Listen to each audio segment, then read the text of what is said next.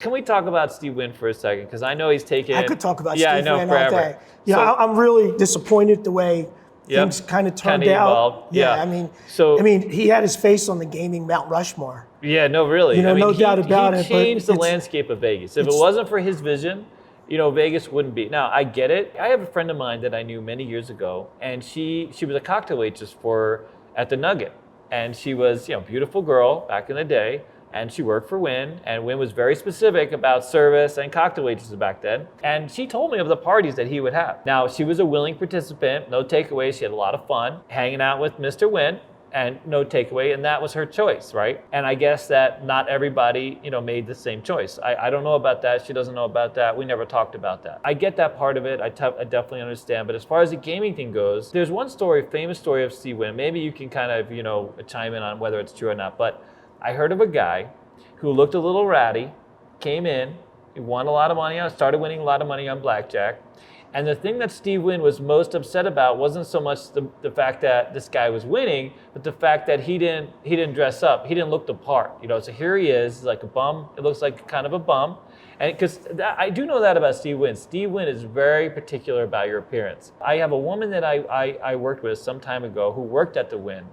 And Steve one time gave her, apparently her pants had come up on her pants had come up over her socks, and she didn't have black socks on her. She didn't have color. She had white socks on with her shoes, and he was annoyed by that and had her leave and put on a correct pair of socks. I mean, so the story goes. Yeah. Now, she ended up leaving the Wynn because she felt, it was tough. At the Wynn, you had to walk on the dealers, had to walk on one side of the wall. There were a lot of rules for how as an employee, because it was very specific. Wynn was all about service. Like, he wanted people to feel very special walking into the Wynn, a whole nother level. But anyways, so going back to the Golden Nugget story. So the Golden Nugget story, now this is a story that I heard back in the 90s when I worked downtown. So there's this guy started winning a ton of money, like a lot of money, like $1 million type of thing. You know what I mean? Off of a very little buy-in. He looked like a complete bum. And Wynn had him pause and went and bought him a suit at the suit store they actually had at the Nugget at the time. So, I mean, this is the story. I don't know if you've ever heard this story. You sure it was the Nugget or Treasure Island? I mean, was it? So they might have changed places, but yeah. At Treasure Island, my sister worked at Treasure Island, and they called the guy the truck driver. Yeah. And he bought in for short money and wound up winning tons of money. Tons. So Wynn took him to get a suit. Maybe it was a Treasure Island. And they actually got signed rights for a movie deal. Oh. I mean, the guy won a ton of money. He had like millions. Couldn't lose a hand. And this was over a couple weeks. Yeah, so Steve Wynn took him to get clothes off the game. Like, literally said, let me get you some clothes, took him to eat. I don't want to take away from your play. And maybe he was trying to interrupt I really think bit. It was at TI. It might have been. But, I know for sure, because my sister was working at TI at that time. This guy, they called him the truck driver, and he couldn't lose a hand. It was just like amazing. And you want to talk about how many standard deviations? It was just off the charts. Because everything I've heard about Steve Wynn, minus all the negative stuff, which, by the way, I will say this. Let me just add that those of us that have worked in Vegas have all heard these stories about Steve Wynn. You know what I mean? So like without paying it too much, detail, like I wasn't there, I'm not first person, but who knows what happened to really, you know what I'm saying? But most of us have heard the stories about the parties and this kind of thing that went on. But anyways, but I've always heard that he loved it when people won. Oh yeah. Like, he didn't care. He didn't sweat the money because he thought that was free advertisement. He said, let them win all they want. Because you know what? 100 people are going to follow that person in, try to win to do the same thing. It's not going to happen. You know what I mean? Like I said, my friend Duke, like all those guys went to the Bellagio, and the Bellagio opened. And there was another first ballot Hall of Fame Baccarat dealer. His name's Dom Scarlata. Okay. Actually, stage name Dom Angelo. Oh, He's really? the stick man in the famous scene in the movie Casino. Oh, really? Where they said, the box man watches the dealer, the floor man watches the box man. You know that? Really? Remember that? Of course. Remember that Everybody's one gang? watching. So that's my dear friend Dom Angelo, right? That's fantastic. So Dominic's thing was, if somebody won a tie bet on the Baccarat game, he would go ballistic. Yeah. It's a tie. Yeah. Da da da da da da da da da. Boom. And when he did boom, he would kick the friggin' can. Yeah. The discard can. Yeah. And the can would pop up. Oh wow. And da da da. Yeah. And Steve, I'm there, and Steve Wynn gets up. He's in the Baccarat lounge. He gets up, clapping. He goes, That's the best guest service I've seen in a long time. Yes. And that gave Dom carte blanche because a lot of the supervisors like, Dom, you kill me with this. But he'd been singing that Baccarat song. I think I would be shocked if he's not doing it today, right? But Duke's thing was he was doing Thai song raps before rap music was coming out. I know. We break his chops saying we got Duke's rap disc in the gift shop. That's what makes people come back. You know that's. Can you imagine that experience though? No, fantastic. And the tokes would rain in. Yeah, of course. I mean, we were just. Because that's a happy customer. Those are happy players, and they're coming back. Who cares if they win? How are you not gonna toke a guy who's singing to you? Yeah. Oh, I know. And Duke would sing. I mean, it's like, you know, that's what was so beautiful at the Mirage. These, especially the Baccarat dealers, they were at a whole nother level. Yeah, another level. Danny Robertson. I mean, they were just totally at a whole nother level of service. Yeah. And they didn't have to hustle nobody. No. You felt compelled. But I mean, you know, they also did things to make sure that folks always had enough chips and things like that. You know, and that's why you still have. It's amazing. They still have players that still go to the Mirage because of that experience. Yeah. It makes, you know, an impression on you. The dealers at the Mirage when we first opened. I mean, I'm coming from New Jersey, and I really had deep respect for the craft. And I really, really, really tried to be as best as I could and do the best I could all the time. And I love dealing. I mean, the last time I talked to you, I told you maybe I dealt a little bit too long. Too long, You know, but, you know, it all worked out in the end, and I wouldn't trade anything for anything. But, you know, being on these games and my friend Joe Camastro, I mean, the dealers, they were just so much better than anybody I've ever worked with. I mean, I walked in, I think, I got this. Man, I was like, whoa. That's amazing. I'm going to dummy up. Atlantic City I'm talking about service. Service, okay. I'm talking about service. Yes, I got it. Okay.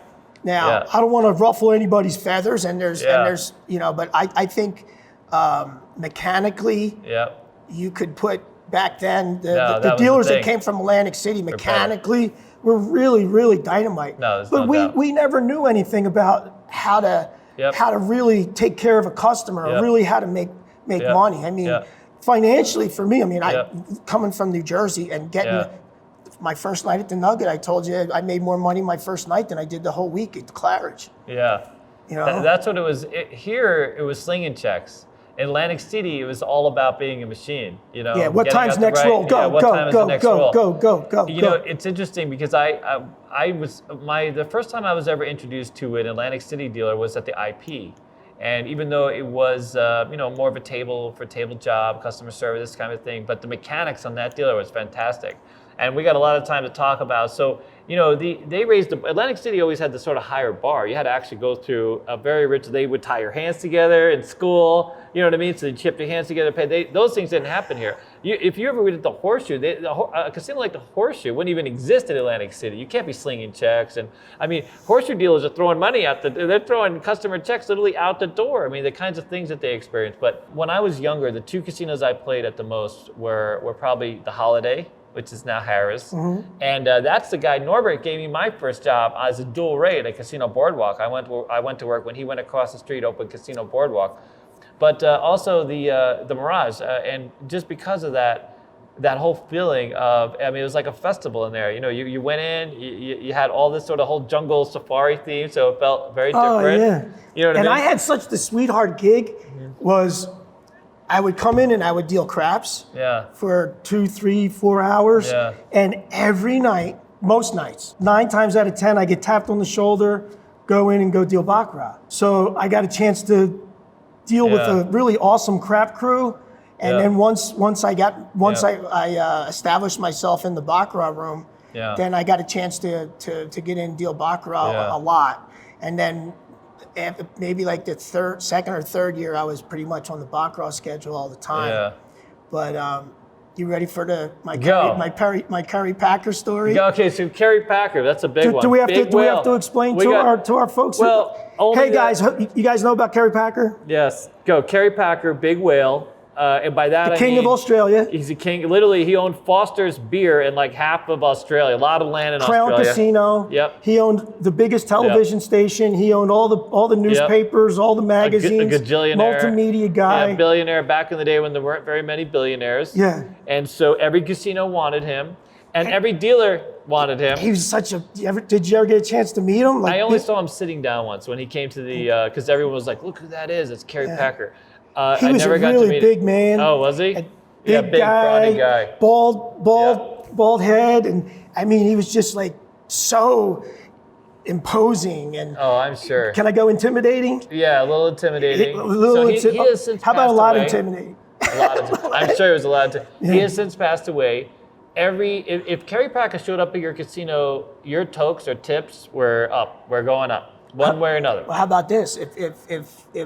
If Kerry Packer was in town, nobody called in sick. Yeah, that's true. Nobody called in sick. In the hopes that Kerry Packer was the single strongest force for perfect attendance. Yeah, exactly. He was the poster boy for perfect attendance. There would be people calling, can I get into? People would show up for work. Oh, sorry, I misread the schedule. Can I stay? Yeah. You know, all that kind of Mickey Mouse stuff. We got him for 3 days. I know about Kerry Packer because being in this business, I didn't get to deal with him as much as you.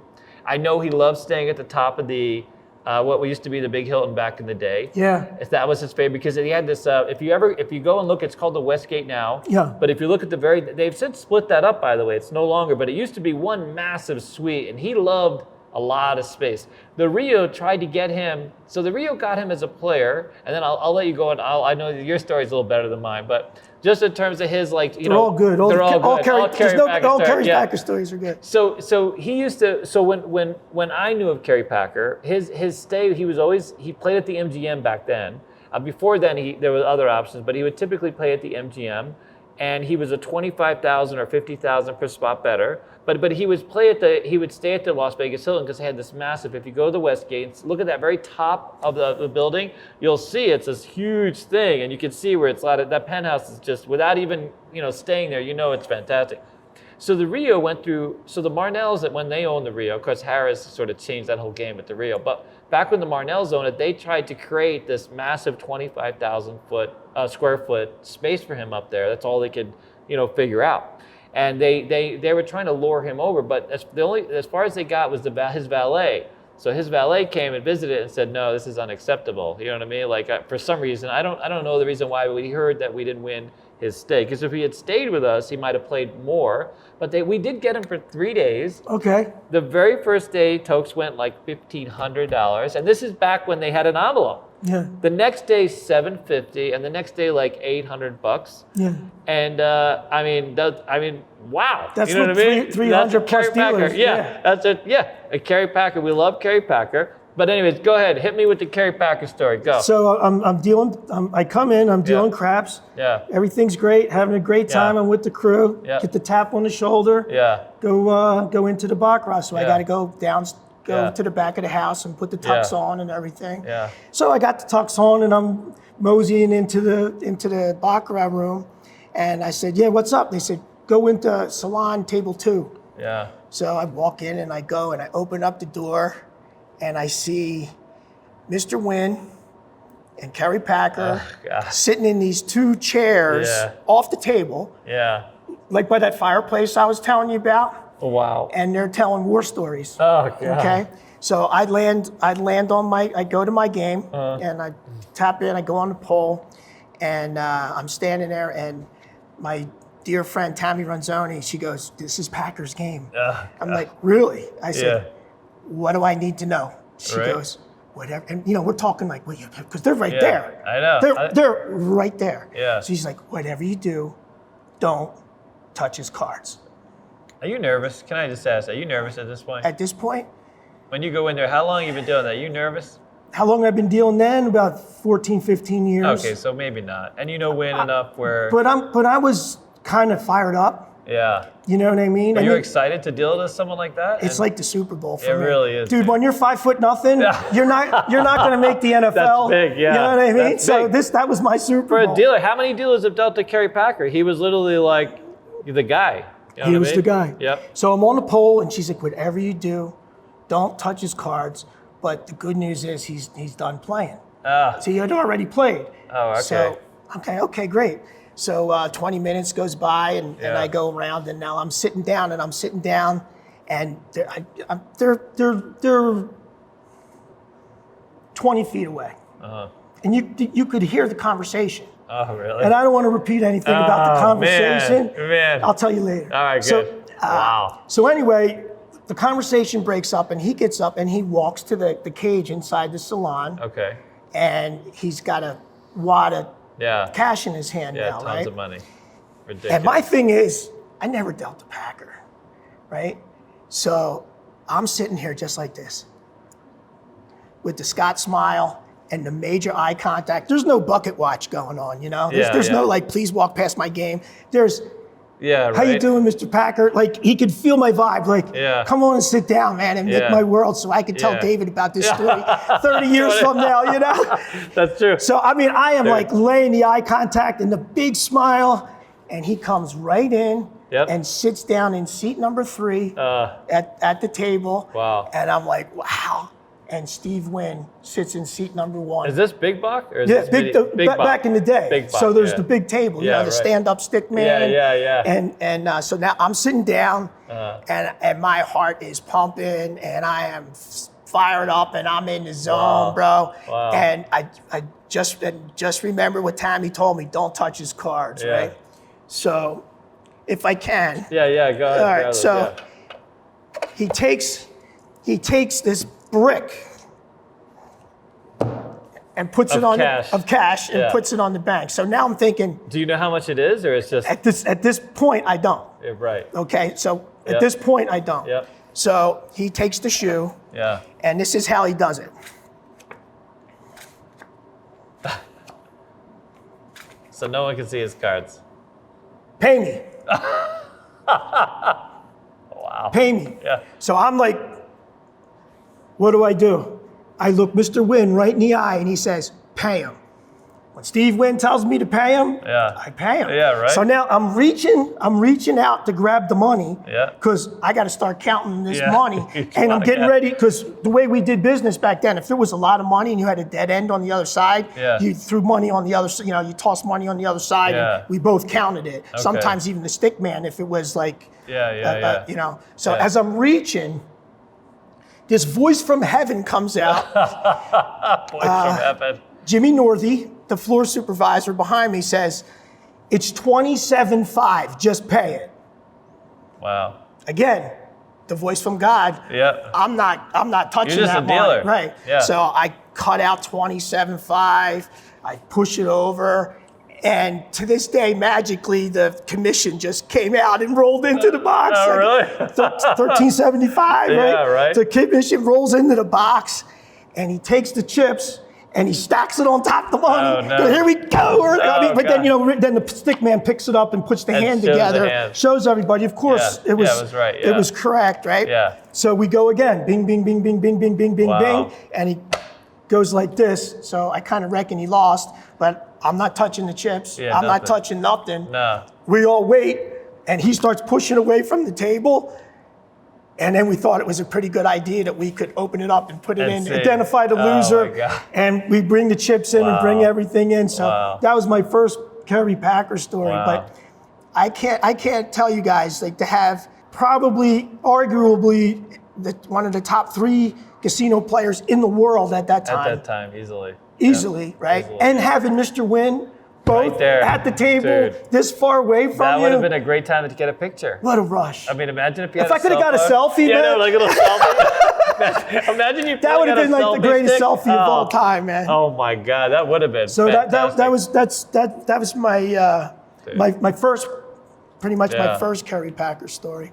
Wow. But go ahead, tell me what you got. So, come on, we'll go back and forth if you want. The KERRY Packer. So the other thing, I had a friend working in the MGM, and he would come in and he would run 2 blackjack tables. Mm-hmm. And I forget what the rotation was, but it sucked. If you were picked to deal that, you would deal it until he was sort of done with you, and then he would have the dealers replaced. But he would bet. So the amounts have changed a little bit. So as a 5 or 6 spot table, he bet $25,000 per hand on every spot. And then, he would just play around. He would sit there and just point and play around. And, whoever the dealer was, he loved, what I heard is he loved female dealers. He was more inclined to having a female dealer deal the hand. And so I know some people. So he won. So there was one. So the famous story is the Ship Boss story. Is this the one where he had a credit line at the MGM, and he was waiting for his jet to be fueled up. And now I've heard this now from a couple people. Someone verified it but changed the amount. So I heard of different amounts. He's at the MGM. He's waiting for his plane to fuel up. He's on the way out. He lost his, credit line. And as he's sitting there, he's playing blackjack, and he runs out of money. And someone extended his line by $1 million, gave him $1 million, whoever the ship boss was at the time. And he ends up winning a buttload of money over the next. Now I've heard it 20 million, 40 million, whatever it was, a ridiculous sum of money. Once again, I've heard this second story. So years ago, I heard it was like $20 million. Then I heard it was like $4. So the ship boss ended up being suspended or fired for having extended the line. I know. So this is where. Well, that's the no-win situation, because if you don't extend credit to the Packer, guy, then what are you so you got a billionaire asking for credit. No, we can't give you credit. Yeah. You'd be fired on the spot for that. Yeah, they've done that to another guy. The Palms lost one of their biggest players for doing the same thing, for not extending credit to. I don't want to say his name because I know that relationship has changed. But yeah, so there was a big player that they had also, because some of it's the math. If you let someone like KERRY Packer play forever, he's eventually going to win. You know what I mean? He can martingale you right out of a casino kind of thing. Mm-hmm. There's just no winning with this guy. But yeah, so that's one of the other stories I have. I have a few, like the valet. I know that he was very specific about what he liked and the kind of space that he liked and the kind of accommodation he liked. But what else? You have favorite drink was Gatorade. We had to have Gatorade on hand all the time. But if I'm a billionaire, green had to be green. Don't be going orange on me. Let's not get silly with the red Gatorade. God forbid. The other story I did hear about was I know he was very specific with his drinks, and I guess there was a cocktail waitress at one point who had her house paid off. That's another of the famous, lingering KERRY Packer stories. I heard more than one of those. Yeah, so where he's like, how much is her... What's your mortgage? What's your mortgage? Yeah. And the person goes home and house is paid for. Yeah. A cocktail waitress. And so... A Baccarat dealer at the Hilton, too.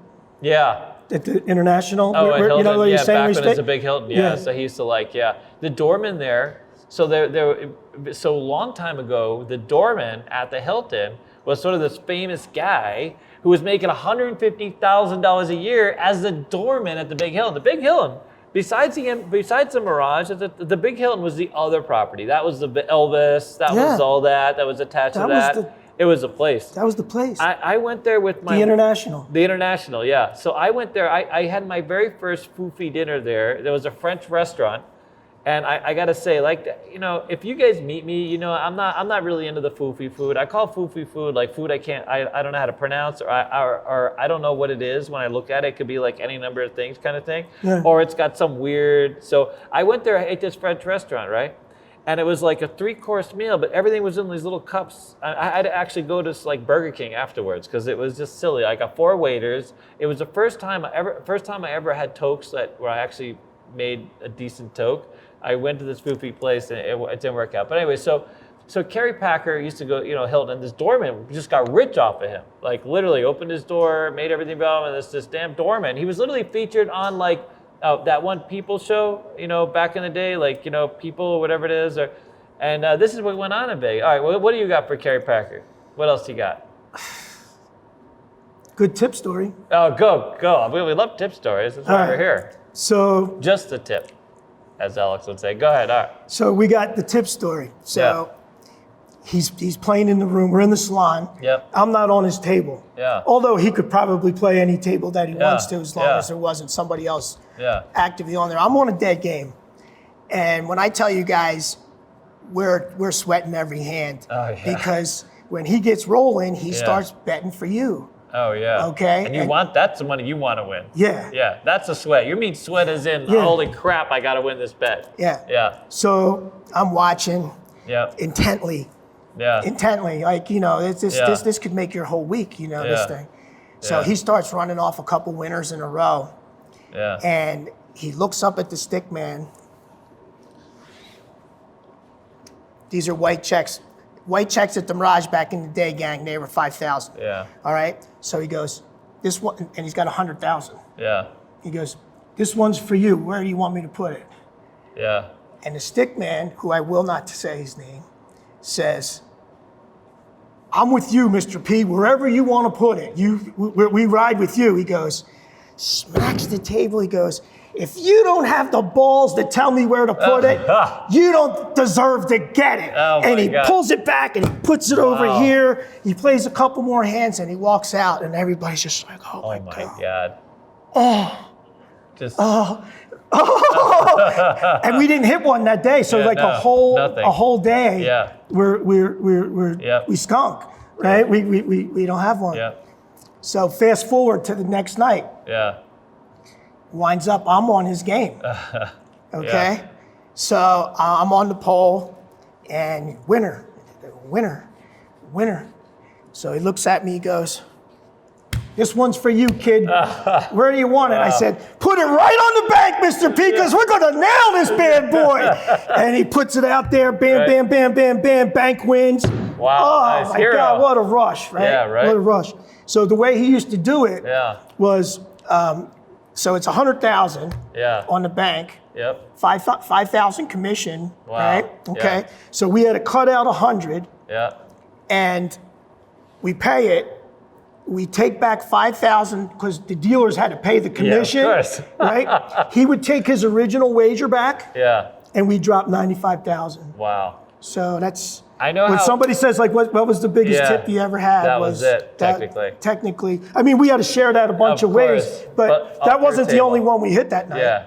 You know, but I could have been that guy. Yeah, no, you could have been that guy. I could have been that guy. And still hated to this day, kind of thing. You know what I mean? No, that guy's well loved. Yeah. I mean, he said the right thing, right? You know, now, come on. How did you know he was going to react that way, right? So I'll tell you what, though. But now, from that moment on, when anybody ever asked me, like, where do you want it? Yeah, you had an idea. You knew it. Yeah. I'm gonna. If I have to play it, I'm putting it where it's best. You know, where we have the best chance. But let me tell you guys, if people, if you get the opportunity, put it in the box. Yeah, put it in the box. Especially when you're talking about craps and bet a hard way for you and put it on, bet $1 a yo. I mean, we print money on the prop box. Yeah, that's it. I mean, the dealers really work for free because the joint pays our salary with all our losing tote bets. Yeah, that's true. Okay, think about that for a minute. So when you guys are in business and when you get your opportunity, unless it's on the pass line with odds, man, you want to drop it in the box. So anyway, I used to have a player quite a while ago. Every now and then he would come up with a $100 check. He would do the same thing, and he was a terrible shooter. So he would ask us where we want it, and I'd always bet it on the don'ts. Like he would start the hand. I'd be like, well, he didn't mind. It was the same thing. Right. He's like, hey, that's my bet. If you don't shoot well, but he'd also have place bets, so he would hopefully win back some of his money. I was talking to some players today about a little, kind of hedging. So he bet on the pass line, bet the place bets, and then he would start with full odds, but he played bigger amounts, and then he would take his bets down. And it was a terrible shooter. He could never hit his point. So I would just joke with him and be like, listen, I don't mind if you put it on the don'ts. You can start us on the don'ts because I got no faith. But he always wanted you to bet it. Yeah. And I would be like, dude, every time you bet it on a number, we lose. At least if the don'ts, we have a better chance, especially with you shooting. If he passed the dice, maybe we'll go on the line kind of thing. And he wasn't butthurt by that. He was fine. He understood. Yeah. So I actually have... I got to cut in on the don'ts thing now, okay? So my dear friend who carried me through many great situations and helped me out a lot, Bill Petusky. His philosophy was, I'd rather have a sister in the whorehouse than a brother on the don't. That's true. Dude, it's amazing on a crap game. Some people take it very personally. But I mean, it's like you wait your whole life for that magic hand. Yeah. How about like I said, the crap story we opened up with. Yep. Can you imagine you're on the don'ts and this guy fires up an hour and 15? Yeah. And you're just like, oh God. You know what I used to love the most on dice? We used to have this guy from, let's just not, call anybody out, but we used to have a guy who loved to roll the dice, and he was, he would just shoot himself. He would, the minute he'd be on the pass line, and he would be a 7-ounce, and he would switch on the don'ts, and he would just crush himself. He would roll the biggest hands anytime he moved to the don'ts. It was just hilarious, dude. I used to taunt him constantly. Anybody want a 7? He deserves to be taunted. Yeah, he deserves to be taunted because he would stroke the hell out of us. He would always bring him his best. By the way, I know firsthand. I actually found this out. So this used to be a rumor, but I actually learned that it was true because we know someone who worked Caesar's Palace Baccarat room. Kerry Packer used to love playing Baccarat at Caesar's Palace. And one day he went to bet fantastic. So he asked the Baccarat dealer, do you guys share this with everybody? And they did not. The Baccarat room at Caesar's Palace kept their own tokes. This is a true story. It is a true story, yep. I know this one. Go ahead. Yep. And the dealer lied and said, yes, we do, because it was a $200,000 bet. He had won.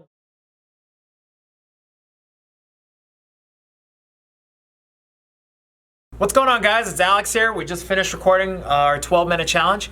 We'd like to invite you guys, anyone that's interested in coming down, you don't have to pay or anything like that. Just come down, join our Discord link, and also join us on Twitch. We stream 4 days a week, live blackjack, live craps, live carnival games. Hope to see you soon. Bye.